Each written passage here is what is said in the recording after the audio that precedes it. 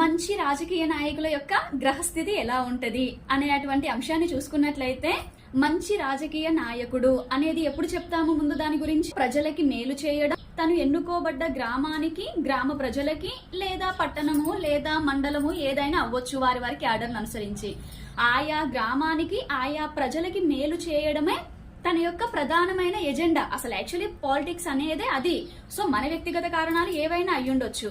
So అలాంటి వారు ఎవరవుతారు అనేటువంటి విషయాన్ని చూసుకుంటే, ముఖ్యంగా ఎవరి జాతకంలోనైతే పంచమ స్థానంలో శుభగ్రహాలు ఉండడము, పంచమాధిపతి చాలా బాగుండడము, చంద్రుడు చాలా బాగుండడం, ఇవి 3 అంశాలు చాలా చక్కగా ఉండి, ఏ పాపగ్రహ వీక్షణ పంచమము పంచమాధిపతి మీద లేకుండా అష్టమ స్థానము మరియు 11వ స్థానం కూడా కొంతవరకు ప్రామిస్ చేస్తే, వారి ద్వారా ఆ గ్రామ ప్రజల అభివృద్ధి జరుగుతుంది అని అర్థం.